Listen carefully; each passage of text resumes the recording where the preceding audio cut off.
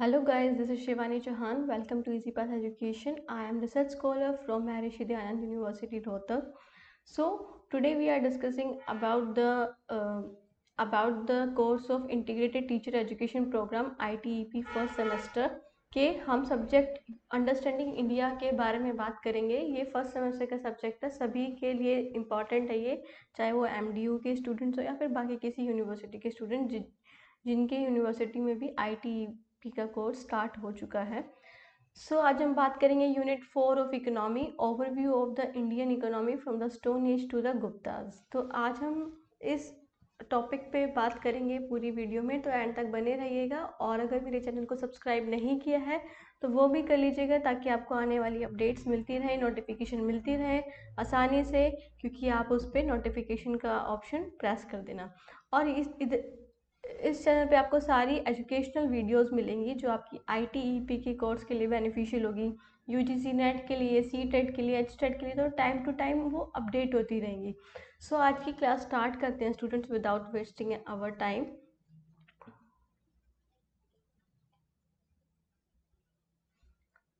Let's discuss about this topic. First one is period from Stone Age to the Guptas. तो आज हम बात करेंगे कि हमने देखा कि ओवरव्यू पढ़ना है। ओवरव्यू में हम स्टोन एज से लेके गुप्ताज के पीरियड के बारे में बात करेंगे कि हमारी इकोनॉमी कैसी रही है इस टाइम पीरियड में। First is stone age. तो स्टोन एज जो है वो इसमें हम एक तरह से तीन सब टॉपिक्स के बारे में बात करेंगे। That is first is stone age, second is empire of the Mauryans and the third one is Gupta era. तो first one is stone age. Stone age is divided into 4 parts, ठीक है। 4 पार्ट्स में डिवाइड की गई थी स्टोन एज। तो first one is paleolithic age, second one is mesolithic, third neolithic and फिर fourth one is chalcolithic. So these are the edges, मतलब stone age कहलाती हैं ये, क्योंकि इसमें हमें सबसे पहले पत्थर की जो खोज है, जैसे पहले ऑर्नामेंट्स होते थे, पहले ऑर्नामेंट्स नहीं तो जो टूल्स होते थे वो कैसे होते थे, एक तरह से उनकी कोई शेप नहीं होती थी, है ना। तो अब जो फिर टाइम टू टाइम जब इंसानों ने डेवलपमेंट करना स्टार्ट किया, इन्वेंशन करना स्टार्ट करा, आग का इन्वेंशन किया, फिर व्हील का इन्वेंशन किया, तो उन्हें मतलब और ज़्यादा चीज़ों की नॉलेज हो गई, एग्रीकल्चर करना स्टार्ट कर दिया, तो उन्हें और भी ज़्यादा चीज़ों की नॉलेज हो गई और उनकी जो रिसोर्सेज है वो भी इंक्रीज हो गए। तो उनके जो स्टोन्स है ना, वो टाइम टू टाइमली एक तरह से शेप में आने लग गए। पहले उनके पास बड़े बड़े बॉल्डर्स टाइप स्टोन होते थे, है ना, उनमें उनकी कोई शेप नहीं होती थी, बट फिर उनके रिक्वायरमेंट के अकॉर्डिंग उन्होंने उसको शेप देना स्टार्ट कर दिया। तो ये कुछ 4 स्टेजेस हैं। That is paleolithic is from 2 million BC to 10,000 BC। इस पैलेलिथिक एज को हम फर्दर डिवाइड करते हैं, अपर, लोअर और मिडल, इस नाम से। तो उसके बाद मेसोलिथिक एज है वो 10,000 BC से 80,000 BC तक है। उसके बाद neolithic age, that is from 8,000 BC to 4,000 BC, and fourth one is chalcolithic age, that is from 4,000 BC to 1,500 BC। अब मैं एक चीज़ और समझ लेते हैं कि BC क्या है, ठीक है। इसके बारे में पढ़ेंगे अभी एक बारी थोड़ा शॉर्ट में। तो एक होता है BC और एक होता है AD, है ना। आपने सुना भी होगा अपनी क्लासेस में, आपने स्कूल टाइम में 6th-7th की बुक्स में SST की, तो उसमें BC और AD आता है। तो BC क्या होता है? बिफोर क्राइस्ट, ठीक है। BC is a before Christ and AD is a anno domini. हम हिस्ट्री में जब भी बात करते हैं पीरियड्स की कि कितने साल पुराना, तो उसमें हम ये BC और AD बहुत ज़्यादा यूज़ होता है। BC की जगह हम कभी कभी BC का, जैसे इधर बिफोर क्राइस्ट है तो इसको हम बिफोर कॉमन एरा भी बोल देते हैं, बिफोर कॉमन एरा, ठीक है। इसको ये भी बोल देते हैं। और AD को हम बोल देते हैं BCA, ओके। तो ये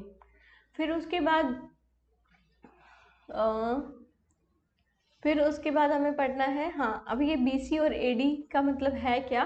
तो अगर हम जैसे कैसे डिसाइड हुआ ये, तो एक पॉइंट मान लिया था क्रिश्चियंस ने, एक पॉइंट मान लिया था जीसस के बर्थ का, ठीक है। जीसस के बर्थ को उन्होंने पॉइंट मान लिया था, बर्थ ऑफ जीसस। तो उससे आगे के जो भी पीरियड होंगे वो AD में होंगे, और उसके पीछे वाले जो पीरियड होंगे वो किस में होंगे? BC में। बिफोर क्राइस्ट, और आगे वाले एडी में। तो अभी जैसे फॉर एग्जांपल ईयर चल रहा है 2024, तो इसको हम क्या बोलेंगे कि 2024 एडी।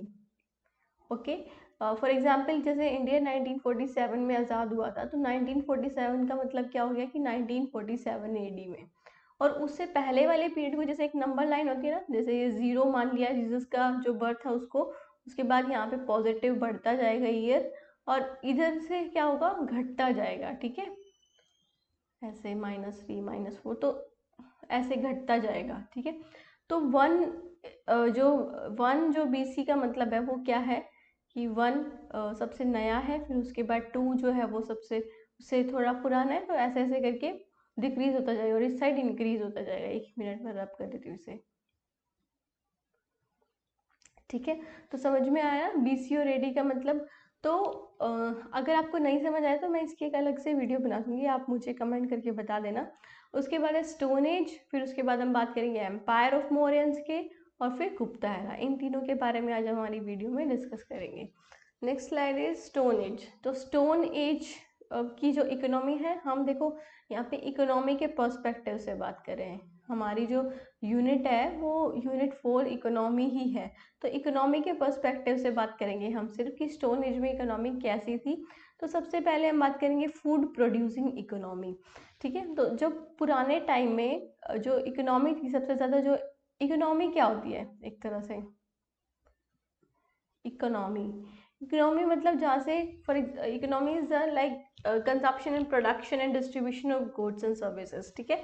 तो क्या क्या चीज़ें प्रोड्यूस होती थी जिस वजह से लोगों का सबसिस्टेंस चलता था, मतलब रहने का, जीवन का, खाना पीना, ये सब सारी चीज़ें। और वो एक जगह से दूसरी जगह क्या करते थे, ट्रेडिंग भी करते थे एक तरह से अपनी इकोनॉमी को संभालने के लिए।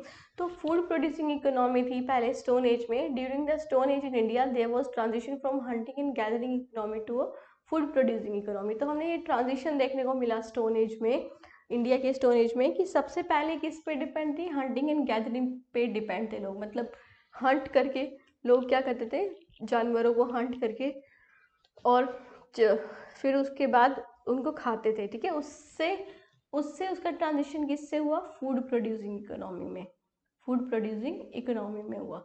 Next is Mesolithic culture exhibited a variety of subsistence pattern including hunting, gathering, fishing and some herding and some small scale agriculture। तो Mesolithic culture में हमें क्या देखने,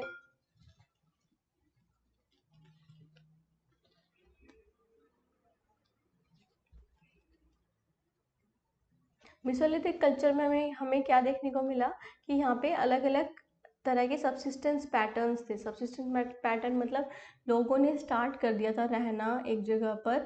तो उन्होंने क्या क्या स्टार्ट किया था, जैसे उनके खाने पीने का और लिविंग ये सब।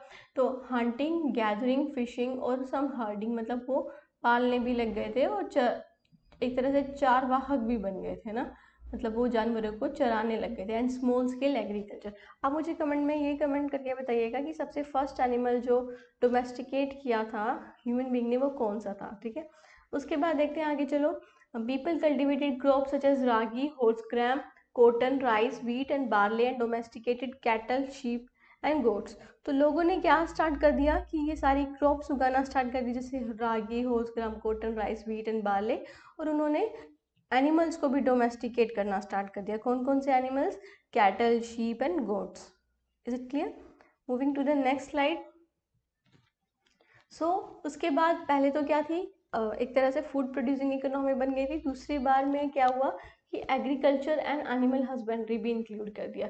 कि अब क्या हुआ, न्यूलिथिक एज तक आते आते जो इकोनॉमी है वो हमारी इंडिया की, वो एग्रीकल्चर और एनिमल हस्बेंड्री पे डिपेंड होने लगी, ठीक है।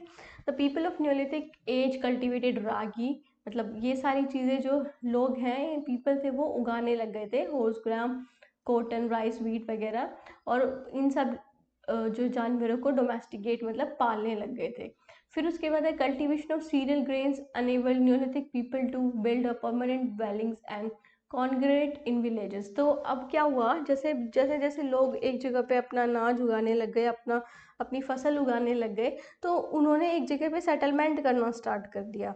वो एक जगह पे रहने लग गए अपनी नीड्स को पूरा करने के लिए। सबसे ज़्यादा वो कहाँ पर रहते थे, वो रहते थे सबसे ज़्यादा वो रहते थे किसके पास, नदी के पास, ठीक है, ताकि क्योंकि वहाँ की जो लैंड थी वो बहुत ज़्यादा फर्टाइल होती थी, इस वजह से उन्होंने लैंड पे सबसे पहले रहना स्टार्ट कर दिया था, सॉरी रिवर के पास और या लेक्स वगैरह के पास। तो क्या हुआ फिर, परमानेंट ड्वेलिंग्स में, और फिर उसके बाद विलेजेस बनना स्टार्ट हो गए। And the release from nomadism and hunting gathering economy gave them the time to pursue specialised craft.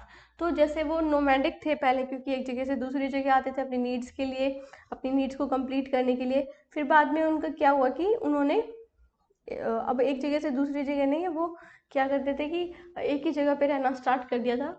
और फिर वो उसके बाद उन्होंने क्या करा कि कुछ क्राफ्ट्स में भी स्पेशलाइज्ड हो गए, ठीक है, कुछ चीज़ें बनाने, जैसे मिट्टी के बर्तन बना लिए, है ना, तो अपनी नीड्स के अकॉर्डिंग चीज़ें बनाने में भी एक तरह से स्पेशलाइज्ड हो गए थे, और हंटिंग गैदरिंग में भी।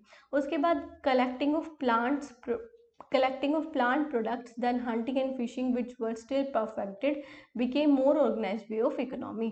तो अब क्या किया लोगों ने, प्लांट प्रोडक्ट भी कलेक्ट करना स्टार्ट कर दिया था, फिशिंग भी, हंटिंग भी। तो इस वजह से क्या हुआ, उनके पास और भी अलग अलग वेज आ गए अपनी इकोनॉमी को ग्रो करने के लिए, ठीक है, अपनी सब्सिस्टेंस, अपनी लिविंग जो चीज़ें हैं उनकी सब्सिस्टेंस के लिए, उनको जिंदा रहने के लिए जो जो चीज़ें चाहिए वो ग्रो करने लग गए थे, और उन पे वो डिपेंड रहने लग गए थे। नेक्स्ट वन इज, उसके बाद क्या हुआ, मिक्स्ड इकोनॉमी बन गई। मिक्स्ड इकोनॉमी मतलब कि अब लोग जो है वो सिर्फ एक एग्रीकल्चर पे डिपेंड नहीं है, या फिर हंटिंग एंड गैदरिंग पे डिपेंड नहीं है, अब लोग बहुत सारी चीज़ों में डिपेंड होने लगे। जैसे mixed economy was practice as seen from evidence and on subsistence farming. जैसे लोगों ने सब्सिस्टेंस फार्मिंग करना स्टार्ट कर दिया, मतलब एक जगह रहकर stock raising and hunting and fishing करना स्टार्ट कर दिया, तो अलग अलग चीज़ें उन्होंने करना स्टार्ट कर दिया। Barley and wheat were grown, तो बार्ली और वीट उगाने लग गए लोग। Domesticated animal include cattle and sheep goat, तो डोमेस्टिकेशन भी होने लग गया, देखो हंटिंग एंड फिशिंग भी होने लग गया, फार्मिंग भी होने लग गई, डोमेस्टिकेशन भी होने लग गया। Interestingly horse remains have been found from Chalcolithic level at Kaitha. Sudden end of this culture is ascribed to an earthquake। तो जो चालकोलिथिक जो एज था, मतलब इसका हम ये देखते हैं कि इस कल्चर का एंड हुआ अर्थक्वेक से। और हमें हॉर्स के रिमेन्स कहाँ से कब फाउंड हुए थे, चालकोलिथिक में। चालकोलिथिक कौन सी स्टेज थी, 4th स्टेज, उसको हम कॉपर एज भी बोलते हैं, ठीक है, जैसे कि आप नाम से भी जान सकते हो, चालकोलिथिक मतलब कॉपर एज भी बोलते हैं उसे। तो हॉर्स रिमेन्स मतलब हॉर्स की जो हड्डियां वगैरह है वो पाई गई चालकोलिथिक लेवल पे, चालकोलिथिक लेवल में ही हमें देखने को मिली थी, उससे पहले नहीं मिली थी। तो इसका फिर जो एंड हो गया इस कल्चर का, वो ऐसा माना जाता है कि अर्थक्वेक की वजह से एंड हो गया। Next is empire of Mauryan. अभी हमने बात की स्टोन एज की, स्टोन एज में कैसी इकोनॉमी थी, देखो वैसे तो थोड़ा बहुत सेम है बट कुछ डिफरेंस भी है, तो उनके बारे में ज़्यादा ध्यान रखना है, ठीक है। तो अब एम्पायर ऑफ मोरियन में कैसी इकोनॉमी थी, agriculture was the economy backbone during Mauryan, ठीक है। मौर्य के पीरियड में एग्रीकल्चर जो एक तरह से बैकबोन थी, ठीक है। जैसे हम बैकबोन क्या होती है, बैकबोन के बिना हम ना खड़े हो सकते हैं ना कुछ भी काम नहीं कर सकते, ऐसे इसी तरह मौर्य के पीरियड में भी इकोनॉमी एक बैकबोन थी, जिसकी वजह से वो और कुछ काम तो कर ही नहीं सकते थे, मतलब वो उसी पे सबसे ज़्यादा डिपेंड थे। इनका कहने का मतलब ये है। However trade was growing increasingly significant. अब जैसे जैसे एग्रीकल्चर बढ़ा तो लोगों ने फसल उगाना स्टार्ट कर दिया, और फसल उगाई तो क्या हुआ कि अब लोगों ने बल्क में प्रोडक्शन करना स्टार्ट कर दिया। तो उससे क्या नतीजा हुआ कि लोगों ने ट्रेडिंग करना स्टार्ट कर दिया। ट्रेडिंग मतलब एक जगह से दूसरी जगह गुड्स को पहुंचाना, और फिर उसके बदले या फिर तो गुड्स लेना या फिर कॉइन्स लेना, ठीक है। तो कल्टीवेटर अपीयर, तो इसमें क्या आएगा कि ट्रेडिंग भी स्टार्ट हो गई थी। Cultivator appear to make up the bulk of population and agriculture taxes were the primary source of revenue.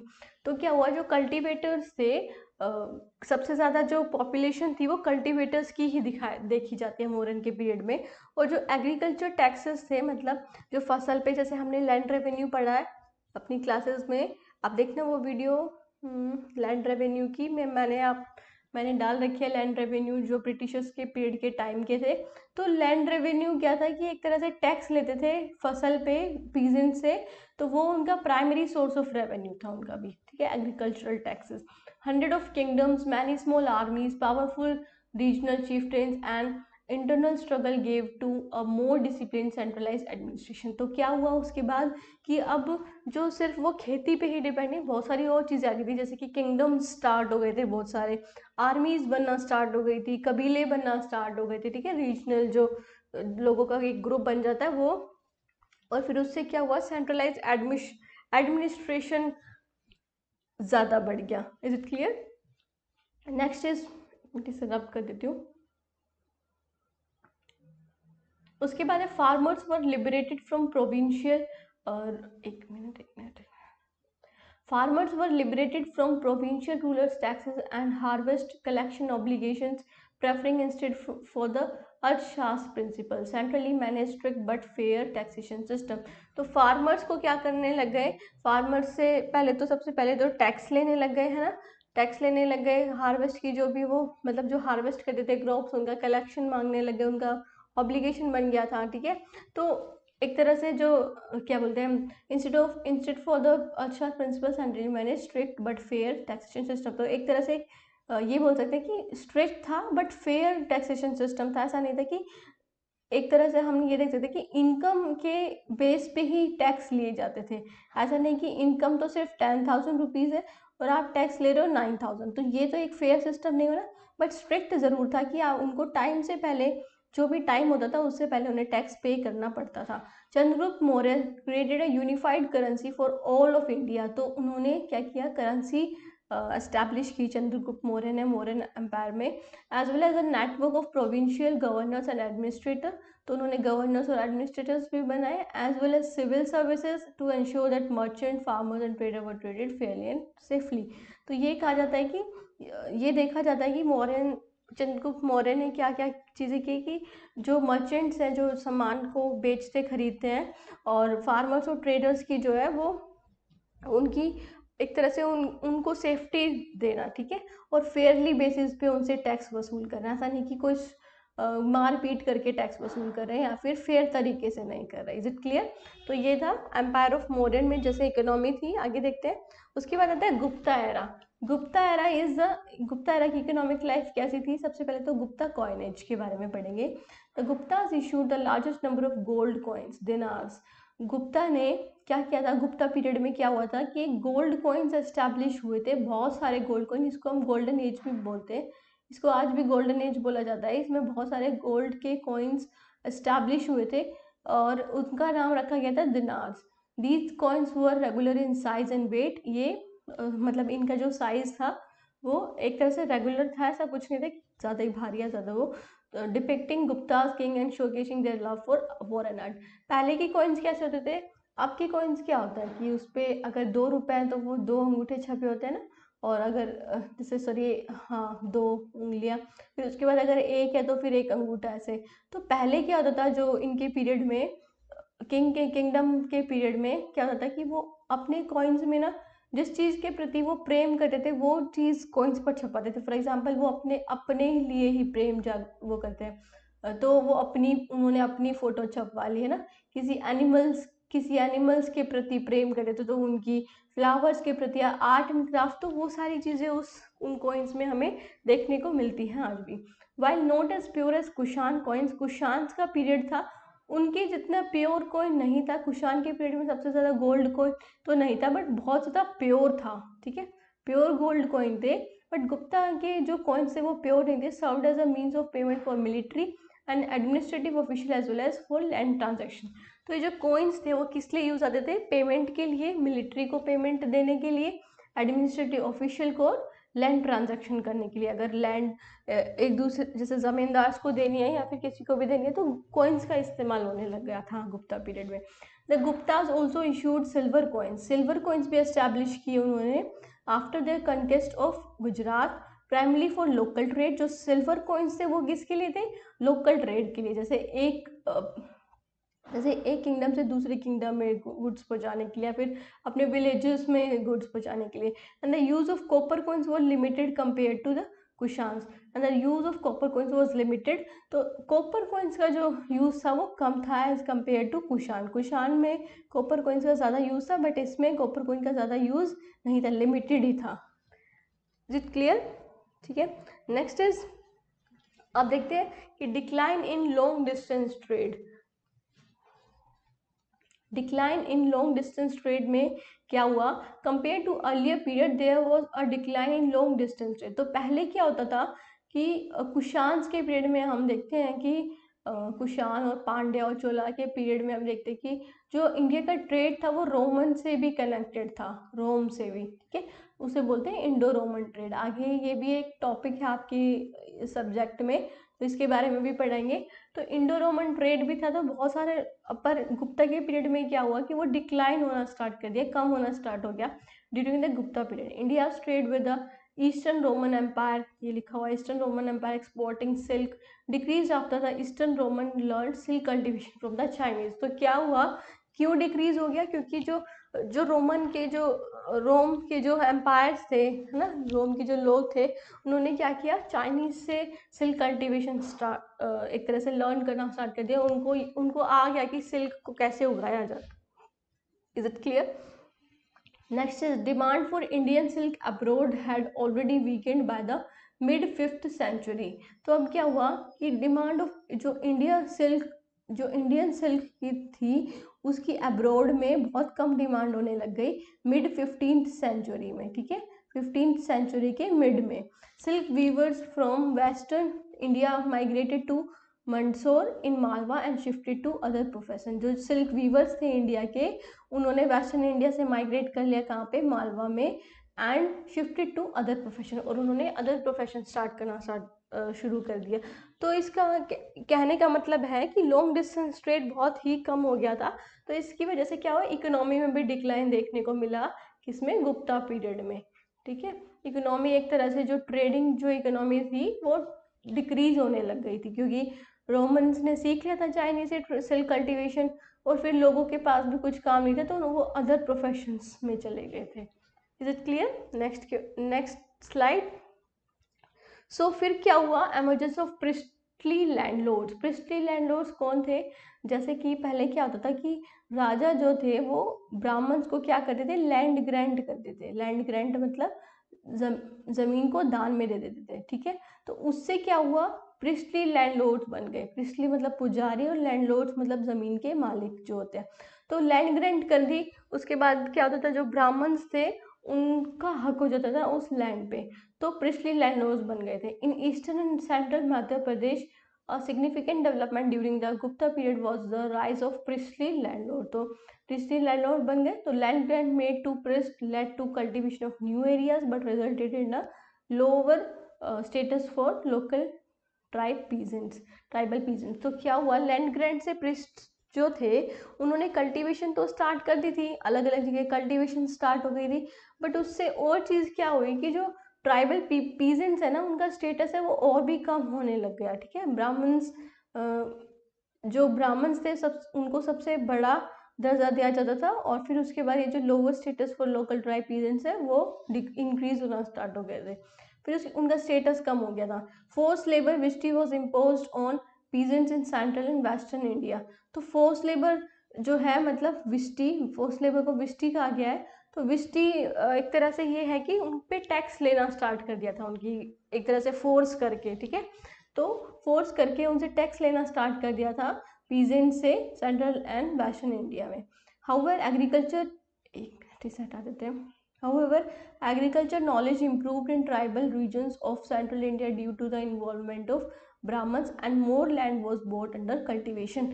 तो फिर उसकी वजह से क्या हुआ, जो एग्रीकल्चर नॉलेज है वो ट्राइबल रीजन्स में बहुत ज़्यादा इम्प्रूव हुई, मतलब सेंट्रल इंडिया में, क्योंकि वो एक तरह से इन्वॉल्व थे कल्टीवेशन में, क्योंकि कल्टीवेशन के लिए पीसेंट्स को ही कल्टीवेट करना पड़ता था, तो वो उसमें और भी ज़्यादा स्किल्ड हो गए, इम्प्रूव्ड हो गए। मोर land was boat under the cultivation.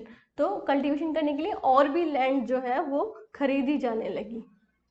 Next is, so students, ये थी आज की हमारी क्लास। आज हमने इस टॉपिक के बारे में पढ़ा कि क्या होता है, क्या overview of economy from stone age to Gupta period. So कैसी लगी मेरी वीडियो, कमेंट करके भी बताना, और अगर कोई कंफ्यूजन या कोई भी डाउट है आपको किसी भी चीज़ से रिलेटेड, तो आप कमेंट बॉक्स में कमेंट करके ज़रूर पूछ सकते हैं। आपको कभी भी कोई भी प्रॉब्लम हो तो आप ज़रूर कमेंट करना, और मेरे चैनल इजी पाथ एजुकेशन को भी सब्सक्राइब करना ना भूलना, it will help me a lot. और ये वीडियोस भी आपको हेल्प करेंगी, ठीक है, क्योंकि सारी एजुकेशनल वीडियोस हैं, तो कोई भी ऐसी वीडियो नहीं मिलेगी आपको मेरे चैनल पे जो आपको हार्म करे या फिर जो आपकी फीलिंग्स को हार्म करे। So students, don't forget to subscribe and like my video, and also share it with your friends who are doing integrated course of BA B.Ed, BCom B.Ed and BSc B.Ed। तो क्योंकि इसका जो syllabus है वो एक compiled book में अभी तक नहीं अरेंज किया हुआ है, तो आप क्या करोगे कि मेरी जो प्लेलिस्ट है ITEP के नाम से, उस पर जाके आप जितनी भी अभी तक वीडियोस डली है उनको ज़रूर पढ़ लेना, ताकि आपके एग्ज़ाम में बेनिफिशियल हो। और मैं बाकी सब्जेक्ट्स की भी धीरे धीरे करके, मतलब मैं कोशिश करूँगी कि जल्द से जल्द सारी वीडियोस अपलोड कर दूँ, तो I will help you a lot. और आप भी प्लीज़ सब्सक्राइब करना ना भूलिएगा। Thank you so much students, have a nice day, bye.